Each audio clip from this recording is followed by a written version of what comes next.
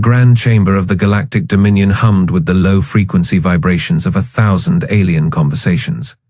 The orbital ring rotated slowly outside the transparent alloy walls, revealing the sprawling artificial cities of sentient Prime below. Ambassador Elias Vance adjusted his collar, the only human in a sea of chitin, scales, and bioluminescent flesh. His scar itched, the old wound from the Battle of Proxima never fully healed. A Vorac herald struck the floor with its spear like Forlim. The chamber fell silent as High Overlord Craxus ascended the central dais. The insectoid ruler stood 3 meters tall, his obsidian carapace polished to reflect the holograms of conquered worlds floating above them. His compound eyes glowed faintly red as he surveyed the assembly. "Today marks the 5th cycle of the Dominion's expansion," Craxus announced, his mandibles vibrating with each syllable. The universal translators in Vance's earpiece rendered the clicks and hisses into cold, precise words. "And today, we add another species to the harvest." Murmurs rippled through the gathered diplomats. Vance's stomach tightened. He'd seen the reports from the border colonies. Vorac bioships, appearing without warning, entire populations disappearing overnight. His aide, a young lieutenant named Chen, leaned in. "Sir, the communique from Earth Command just came through." There, Craxus raised a clawed limb, and the lieutenant fell silent. A hologram flickered to life above the dais, showing a blue-green world Vance knew too well. "Earth, the human homeworld," Craxus declared. "Designation, Husbandry World E-Fay. Protein yield estimates, Fay billion units. Processing to commence within 3 galactic standard cycles." Vance was on his feet before he realized it. "You can't be serious." His voice echoed in the sudden silence. "We're a sovereign species, a member of the... You are prey." Craxus didn't even look at him. A Vorac attendant scuttled forward, placing a data crystal on the human delegation's table. "The decree is unanimous. Your flesh will feed the Dominion." "This is not war." The Overlord's mandibles spread in what might have been a smile. "This is farming." Laughter erupted from the assembled aliens. High-pitched trills from the Avian Six, guttural chuckles from the hulking Crothan mercenaries. Only the Zeperian delegation remained silent, their bioluminescent markings dim with what might have been unease. Vance picked up the data crystal. It showed projections, human cities marked with slaughterhouse symbols, population estimates broken down by nutritional value. His hands shook. "You're making a mistake." Craxus finally turned to face him. "Explain." Vance met those glowing red eyes. "We're not like the others you've harvested. We fight back." More laughter. A Shik's diplomat fluttered its wing, like appendages. "Your species hasn't even achieved interstellar travel without borrowed technology. What could you possibly—" "We've studied your kind," Vance interrupted. He tapped the crystal, pulling up a classified file Earth Command had authorized him to share. A video played human soldiers on Mars, holding off a Vorac scouting party with jury, rigged plasma weapons. "That was 6 months ago. You lost 20 warriors to 30 humans. Ever wonder why we never sent another distress call?" The chamber grew quieter. Craxus tilted his massive head. "A minor skirmish, your primitive weapons, are nothing compared to what we've built since." Vance stepped forward, ignoring the armed Vorac guards shifting their grip on their weapons. "You think we're weak because we don't conquer, but we've spent centuries perfecting how to destroy." He threw the crystal at Craxus' feet. It shattered. "Try to harvest us. See what happens." For a long moment, no one moved. Then Craxus let out a chittering laugh. "Brave words from a soon-to-be nutrient paste." He waved a claw. "Take them to the holding pens, save the ambassador. I want him to watch when we land." Vorac warriors advanced, their carapace armor clicking. Vance didn't resist as they clamped restraints on his wrists. But as they led him away, he caught the eye of the Zeperian ambassador. The amphibious alien's markings pulsed once. A signal. Vance gave the slightest nod. The message had been delivered. Behind him, Craxus addressed the chamber. Let this be a lesson to all lesser species. The Dominion is... Vance never heard the rest. The doors sealed shut, cutting off the Overlord's speech. The Vorac guard shoved him forward, down a corridor lined with holograms of previous harvests. Vance memorized every turn, every security checkpoint. Chen stumbled beside him. Sir, what now? Now? Vance smiled. It wasn't a pleasant expression. Now we show them why humans spent 10,000 years perfecting war. The bridge of the UESN Defiance hummed with the low, steady pulse of emergency power. Red lights strobed across the consoles, casting long shadows from the crew's haggard faces. Captain Ryan Blake stood at the central holodisplay, his cybernetic left arm twitching, a relic from the Battle of Proxima, where Head lost the original holding the line against a pirate fleet. Now that same arm clenched into a fist as Earth's final transmission played across the screen. Cities burned. Skyscrapers toppled like dominoes under the weight of Vorac bioships, their bulbous hulls splitting open to disgorge swarms of harvest drones. The drones moved like locusts, sweeping through streets, herding screaming crowds into pulsating organic transport pods. The feed flickered, a news anchor's face streaked with blood and ash, her voice breaking. They're taking people alive, loading them into... The screen dissolved into static. Commander Lisa Hayes exhaled sharply, her fingers hovering over the tactical console. Her dark eyes reflected the carnage. They're not just killing us, she murmured. They're packaging us.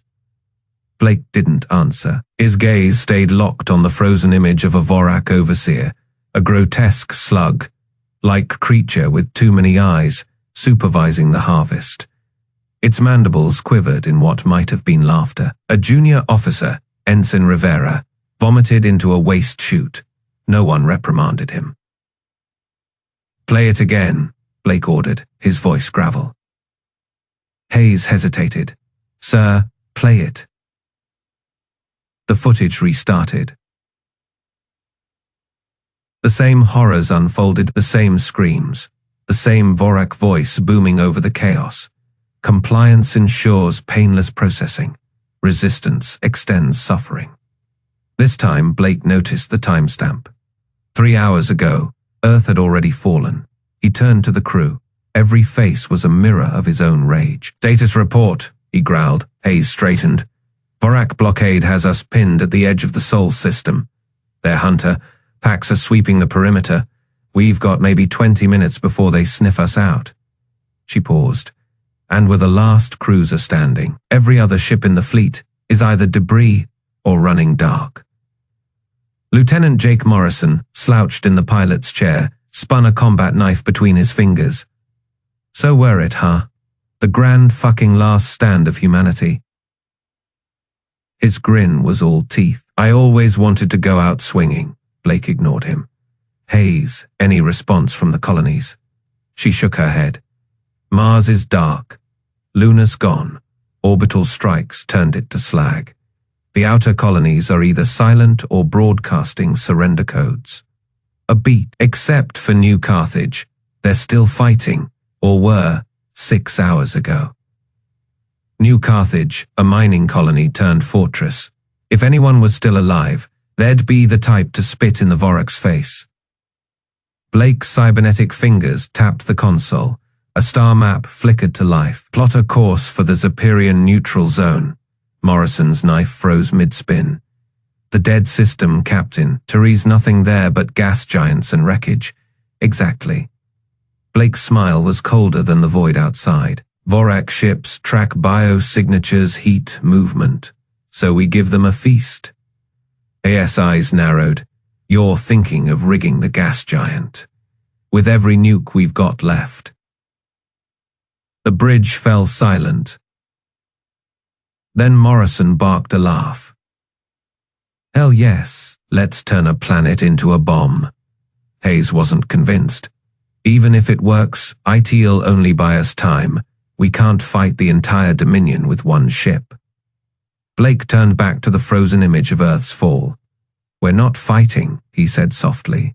We're sending a message. His fist slammed down on the console, shattering the screen.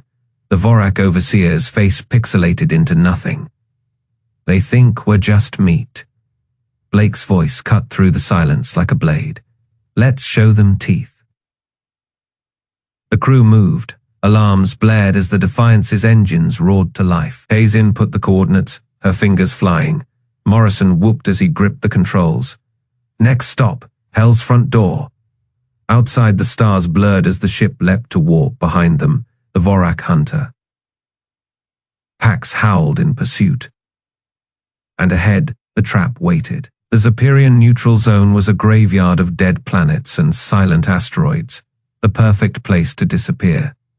The UESN Defiance drifted through the void, her engines cold, her hull scorched from near misses with Vorac patrols. Inside the dimly lit bridge, Captain Ryan Blake studied the tactical display, his cybernetic fingers tapping against the console. They're still following us, Commander Lisa Hayes said, her voice tight. The holographic projection showed 3 Vorac hunter ships, sleek and predatory, their organic hulls pulsing with bioluminescent veins. They move like sharks scenting blood. Good, Blake said. Let them think they've got us cornered. Lieutenant Jake Morrison leaned forward in the pilot's seat, his knuckles white on the controls. You sure about this, Captain? One wrong move and we're space dust. Blake didn't look away from the screen. You got a better idea, Lieutenant. Morrison exhaled. Nope, just making sure we're all on the same page before we blow up a planet. The gas giant loomed ahead, a swirling mass of crimson and gold. The Defiance's sensors had picked up the unstable atmospheric compounds weeks ago.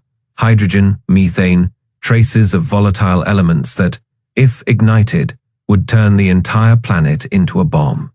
Prep the warheads, Blake ordered. Set them for delayed detonation. We need them to go off after the Vorac are inside the kill zone. Hayes's fingers flew across her console. Charge's armed timer set for 90 seconds. The Defiance banked hard, skimming the upper atmosphere of the gas giant. The Vorac ships followed, their weapons hot, their commanders no doubt salivating at the thought of dragging human prisoners back to their harvest. Ships, Morrison gritted his teeth as turbulence rocked the cruiser. They're locking on, brace for impact. A plasma bolt seared past the Defiance's starboard side, close enough to scorch the hull. Another followed. Then another. The ship shuddered, alarms blaring. Hold steady, Blake growled, just a little closer. The Vorac hunter, ships dove after them, their formations tightening, their weapons firing in unison. The Defiance's shields flickered, then failed. A direct hit tore through the aft section, sending sparks erupting from the ceiling. Now, Blake barked. Morrison yanked the controls, sending the Defiance into a gut-wrenching spiral away from the gas giant. Behind them, the warheads detonated. For a heartbeat, nothing happened. Then the planet erupted. The explosion ripped through the atmosphere in a chain reaction, a firestorm so vast it lit up the entire system. The Vorac ships had no time to react. One moment they were closing in for the kill. The next they were swallowed by the inferno. Their organic hulls vaporized instantly, their crews reduced to ash. The Defiance rocked in the shockwave, her hull groaning under the strain. Morrison fought to stabilize the ship, his arms trembling. Holy hell, did we just kill a planet? Blake watched the firestorm fade on the view screen, his expression unreadable. No, we killed the bastards who thought we were prey.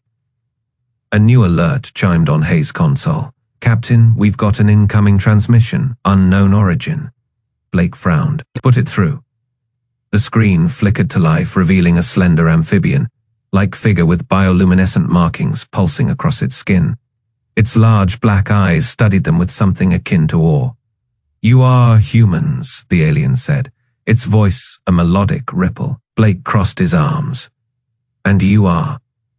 I am Vorac of the Zeperian scouting fleet. I observed your tactics. A pause. You weaponized a world. Morrison smirked. Yeah. Well, we get creative when pissed off. Vorac's markings flashed a deep blue, a sign of disbelief, or perhaps respect. The Vorac have never been defeated like this. They will not forget. Blake leaned forward, his scarred face illuminated by the dying light of the gas giant's destruction. Good. Let them remember what happens when they mistake us for cattle. Vorac tilted its head. And what does happen? Blake's smile was all teeth. They find out we bite back. The Defiance shuddered as it broke atmosphere over New Carthage, its hull still smoking from the last Vorac ambush. Captain Blake gripped the armrests of his command chair, watching the ruined colony world grow larger on the view screen. Once a thriving human settlement, now just another graveyard in the Dominion's wake. Scanners show life signs in the asteroid belt, Commander Hayes reported, her fingers dancing across the tactical display. Not Vorac, something else. Blake nodded. Take us in slow. Morrison, keep us ready for a quick exit. The pilot flashed a grin, his hands already on the controls. Just try not to get a shot at this time, Captain. The Defiance glided past the skeletal remains of New Carthage's orbital docks, their twisted metal frames drifting like the ribs of some long-dead beast. Below the planet's surface was a patchwork of scorched earth and shattered cities. A few stubborn fires still burned in the ruins, casting an eerie glow against the perpetual twilight. Getting a hail, Hayes said suddenly. Encrypted, but human origin. Blake leaned forward. Put it through. The screen flickered to life, revealing a face that made Blake's cybernetic fingers twitch. Warlord Drenk, the Crothan exile, his massive frame filling the transmission. Thick scars crisscrossed his leathery grey skin, and one of his 4 eyes was milky white, a trophy from some forgotten battle. Human ship, Drenk rumbled, his voice like grinding stone. You are either very brave or very stupid to come here. Blake didn't blink. Looking for allies. Drenk barked a laugh that shook the speakers. Allies, the Vorac picked your world clean. What could you possibly offer? Revenge, Blake said simply. A long silence, then Drenk's remaining eyes narrowed. Land at these coordinates, alone. The Defiance set down in a crater half filled with brackish water, its landing struts sinking slightly into the mud. Blake stepped out first, Hayes and Sergeant Cole flanking him, weapons ready. The air smelled of ozone and rotting algae. From the shadows of a collapsed refinery, figures emerged. Crothan warriors, their exoskeletal armor clicking as they moved. Pulse rifles leveled at the humans. Drenk stepped forward, towering over Blake by at least 2 feet. You're smaller than I expected, Drenk mused. Blake smirked. And you're uglier than the report said. For a heartbeat, no one moved. Then Drenk threw back his head and laughed, the sound echoing across the ruins. I like you, human. Come. They followed him through a maze of collapsed tunnels, past makeshift barricades manned by a ragtag mix of species, Crothan, Zepyrian, even a few hulking Brintar with their crystalline skin cracked from battle. The rebel base was carved into the heart of a wrecked asteroid hauler, its corridors lit by flickering fusion torches. In a cavernous chamber that might have once been a cargo hold, Dr. Elena Petrov stood over a hollow table, her fingers manipulating a star map. She looked up as they entered, her sharp eyes scanning Blake. You're the one who blew up the gas giant, she said without preamble. Blake shrugged, had to improvise. Petrov exchanged a glance with Drenk. They're insane, she muttered. Drenk grinned, showing rows of serrated teeth. Exactly what we need. He led them to a rusted metal table where a Vorac skull served as a centerpiece. With one massive hand, Drenk crushed it to powder. The Vorac took my world too, he growled. Not for food, for sport. They hunted us like animals. Blake met his gaze. Then you understand. Drenk leaned in, his breath hot and metallic. What is your plan, human? Blake spread his hands over the star map. The Vorac think we're weak prey. We show them they're wrong, hit their supply lines, their shipyards, make them bleed until they have no choice but to face us. Petrov tapped a finger against her lips. Their harvester ships are the key. Take those out, and their entire food chain collapses. Hayes nodded. We've got schematics from our last encounter, Drenk's warriors murmured among themselves. One, a young Crothan with fresh scars, stepped forward. And when the Vorac send their entire fleet after us? Blake smiled. It wasn't a pleasant expression. Then we show them what happens when you corner a starving wolf. Then Drenk slammed his fist on the table, making the star map flicker. You fight like demons, he declared. We will follow. Petrov exhaled sharply. God help the galaxy. Outside, the wind howled through the ruins of New Carthage, carrying the scent of smoke and distant thunder. Somewhere in the void, the Vorac fleet continued its harvest, unaware that their cattle had just sharpened their knives. The air inside the transport ship stank of sweat and rust. Sergeant Malik Cole adjusted the false wounds on his arms, the synthetic blood sticky against his skin. Around him, 24 Marines crouched in the dim hold, their faces smeared with dirt and exhaustion. The Defiance had done its job. Scanners would read them as just another batch of captured humans, ready for processing. Remember the plan, Cole whispered. We let them take us in. We stay quiet until we're past the inner docks. Then we burn everything. A young Private Jenkins swallowed hard. What if they scan us, find the weapons? Cole grinned, tapping the hidden compartment in his false leg. Then we burn everything early. The ship shuddered as docking clamps locked on. A hiss of pressurized air, then the groan of metal as the doors peeled open. Vorac guards stood silhouetted in the entrance, their chitinous limbs clicking against the deck. One stepped forward, its bulbous eyes scanning the cowering humans. Line up, it rasped, voice like grinding bone. No resistance. You are nutrient stock now. Cole let himself be shoved into line, head bowed. He caught Commander Hayes's eye across the bay. She gave the faintest nod. The Defiance's crew had done their part. Now it was his turn. The Vorac harvester ship was a nightmare of organic tech. Pulsing veins ran along the walls, carrying thick, dark fluid. The air reeked of ammonia and rotting meat. Cole's squad was marched through twisting corridors, past chambers where other species hung in suspended animation, their bodies slowly being broken down. A bloated Vorac overseer waited at a processing terminal. Grishna, its slug-like body quivered as it inspected the new arrivals. Ah, fresh stock! It reached out with a glistening appendage, tilting Cole's chin up. This one looks defiant. We'll process it first. Cole let his knees buckle slightly, playing the broken captive. Please, he mumbled. Don't. Grishna laughed.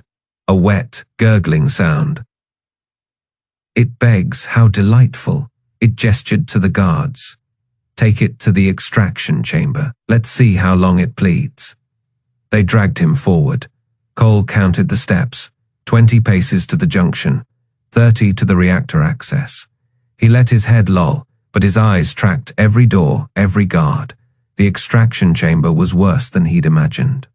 Tables of gleaming surgical tools, tubes pumping fluids into vats. And in the center, a pulsing, organic machine, its tendrils twitching hungrily. Strap it down, Grishna ordered.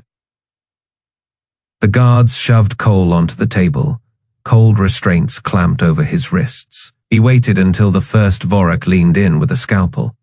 Like tool, then he moved. His false leg split open. The hidden plasma torch flared to life in his hand. The first Vorac didn't even scream, just dissolved into ash. Cole rolled off the table, torching the restraints. Around the room, his squad erupted into action. Jenkins slammed a fist into a guard's thorax, detonating the hidden charge in his palm. Another Marine yanked a grenade from a fake wound and hurled it into the corridor. Grishna screeched, retreating. Alarm! Sound the... Cole lunged. The plasma torch carved through Grishna's gelatinous flesh. The overseer collapsed, bubbling. Reactor access is 2 decks down, Cole barked. Hayes, take half the squad and secure the docks. The rest with me. They moved like ghosts through the ship's veins. Every junction was a slaughter. The Vorac weren't prepared for prey that fought back. Cole's team hit the reactor room in under 3 minutes. The core pulsed like a diseased heart. Cole slapped the charges against its surface. Fire in the hole. They ran behind them. The harvester ship shuddered as the reactor went critical. Klaxons wailed. Cole's comm crackled. Hayes' voice. Docks are clear. Defiance is moving in. Cole grinned. Tell Blake the cattle just kicked down the barn. The explosion tore through the ship, a fireball of righteous fury.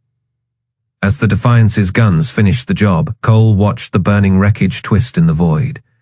One down, 1,000 more to go. The void between stars had never felt so alive. The USN Atlantica emerged from warp, its kilometer-long hull bristling with weapons that hadn't existed when the Vorac first declared humanity cattle. Behind it, the remnants of Earth's fleet burned into real space. Patched up cruisers, stolen Vorac harvesters retrofitted with human guns, and the scarred but defiant USN Defiance leading them all. Admiral Thalassa Carr's mandibles twitched as the sensor feeds flooded her command hive. The Vorac High Command had expected broken refugees, a final scattering of prey to be rounded up at leisure. Not this. Not warships painted with human skulls, and the old Earth emblem of a clenched fist report. Carr hissed, her carapace vibrating with barely contained rage. A junior tactician's antennae trembled. 73 vessels confirmed. Their lead ship, Admiral. Its energy signature matches nothing in our databases. On the view screen, the Atlantica's prow split open like the jaws of some ancient predator. A barrel longer than most Vorac cities extended into the black. Captain Ryan Blake's voice crackled across every open channel in the system, human and Vorac alike. This is the United Earthspace Navy to Vorac High Command. You wanted meat? Here is your last meal. The Godspear cannon charged deep within the Atlantica's core. Dr. Alana Petrov watched the power readings climb into the red. Her hands danced across the controls, bypassing safeties that had never been meant to be bypassed. Railgun at full capacity, she called out. Well, get one shot at this.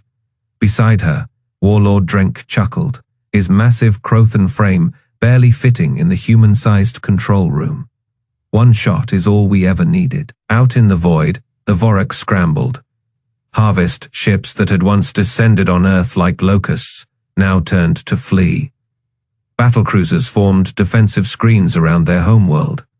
Carr barked orders, her voice rising to a shriek. All defensive batteries fire. Stop that weapon. A storm of plasma and kinetic rounds streaked toward the Atlantica. The human fleet moved as one, interposing themselves between their flagship and the incoming fire. Ships died in silent explosions, their crews buying seconds with their lives. Lieutenant Jake Morrison's fighter squadron weaved through the chaos, their stolen Vorac interceptors retrofitted with human missiles. Keep them off the Atlantica, he shouted, banking hard as a Vorac destroyer's turrets tracked him. His wingman wasn't so lucky.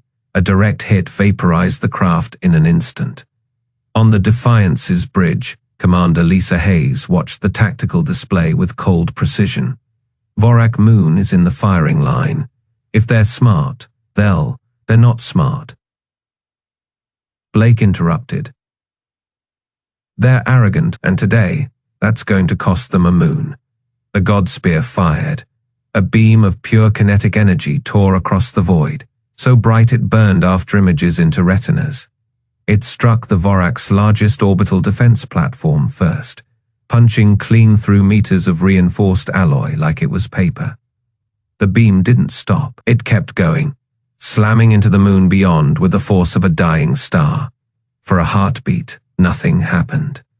Then the moon cracked, fissures of molten rock spiderwebbed across its surface, before the entire celestial body split down the middle, its two halves drifting apart in grotesque slow motion. The shockwave obliterated the remaining defense platforms and sent Vorac ships tumbling like leaves in a hurricane. Silence fell across the battlefield. Even the human crews stared in mute shock at what they'd just unleashed. Admiral Carr's command hive was in chaos. Tactical officers clicked and chittered in panic, their pheromone signals thick with terror.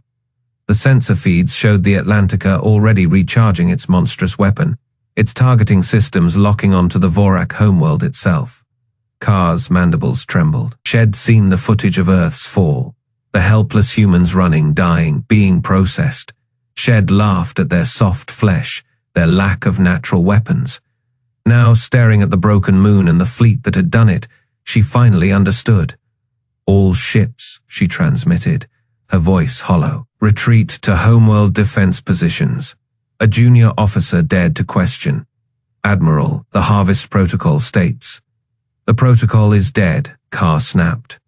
They were never cattle, they were wolves. On the Atlantica's bridge, Blake watched the Vorac fleet break formation. He turned to Hayes, a slow smile spreading across his face. Think they'll surrender now. Hayes didn't return the smile. Does it matter? Outside, the human fleet advanced. The war machine had awakened, and it was hungry. The air inside the Dominion's throne room reeked of scorched chitin and ionized metal. Blake stepped over the twitching remains of a Vorac royal guard, his boots crunching on shattered carapace. The obsidian walls, once polished to a mirror finish, were now pockmarked with plasma burns and bullet holes. Above the ruined dais where High Overlord Craxus had once presided, the Defiance's flag, a blue earth encircled by silver stars, hung from a broken support beam. Drenk lumbered in behind him, the Crothan warlord's massive frame barely fitting through the blast, twisted doorway. He kicked Craxus' severed head across the floor, sending it rolling into a pile of smoldering data tablets. To talk for something that squishes like rotten fruit, he growled, flexing claws still wet with Vorac blood. Vorac slithered in from the opposite entrance, his bioluminescent markings pulsing a wary yellow. The Zeperian scout's amphibious eyes darted across the carnage. Your species, you do not simply fight, you erase. Blake wiped soot from his cybernetic arm, the servos whining faintly. On the cracked view, screen behind the throne, the last of the Vorac harvest, ships tumbled into their homeworld's atmosphere, trailing fire like falling stars. The Atlantica's silhouette loomed in high orbit, its Godspear cannon still glowing cherry, red from the final shot that had split Craxus' flagship in half. A rasping sound made them turn. Craxus' mangled body twitched, one remaining mandible clicking weakly. Blake crouched beside the dying overlord, pressing his sidearm against the creature's. Thorax still alive, tough bastard. Craxus' voice bubbled through leaking respiratory vents. You cannot win. The Dominion spans 1,000 worlds. Lisa Hayes' voice crackled through Blake's comm. Admiral Carr's remaining fleet just surrendered. They're begging for terms. Blake didn't take his eyes off Craxus. Tell them our terms are simple. Unconditional surrender. Disarm all bioweapons. Release every captive from the harvest pens. Craxus let out a wet, clicking laugh. And then, what? You will rule us. Drenk snarled, lifting the overlord by his cracked carapace. No, well remember you. With a sickening crunch, he drove Craxus' body onto the jagged remains of his own throne. Vorac approached a still-functioning console, his webbed fingers dancing across alien glyphs. The Dominion's broadcast network is still online. The remaining systems are watching. Blake nodded, straightening his uniform. The feed would show his scarred face, the Defiance's flag, and the corpse of galactic tyranny at his feet. Good. Let them see. The transmission went live across 1,000 conquered worlds. Blake's voice echoed through slave pits and rebel hideouts, through the halls of species long broken by Vorac rule. People of the Dominion. This is Captain Ryan Blake of the United Earth Stellar Navy. The Vorac thought we were weak. They thought we were food. He kicked Craxus' throne, sending it toppling. Look at their capital. Look at their dead. On the ruined streets below, liberated captives, human, Crothan, Zeperian, and a dozen other species, cheered as Vorac shock. Collars exploded off their necks. Blake turned to the camera, his eyes burning. From this moment forward, the galaxy operates by one new rule. He drew his sidearm, aimed it at the Dominion's insignia carved into the wall, and fired. The golden emblem shattered. Never harvest humanity. The screen cut to static across the galaxy. In the silence that followed, Drenk clapped Blake on the shoulder hard enough to stagger him. "What now, human?" Blake holstered his weapon, looking at the stars through the shattered dome above. "Now," he grinned. "Now we go make sure everyone remembers this lesson." The Defiance's engines roared to life overhead, ready to carve their warning into the bones of the universe.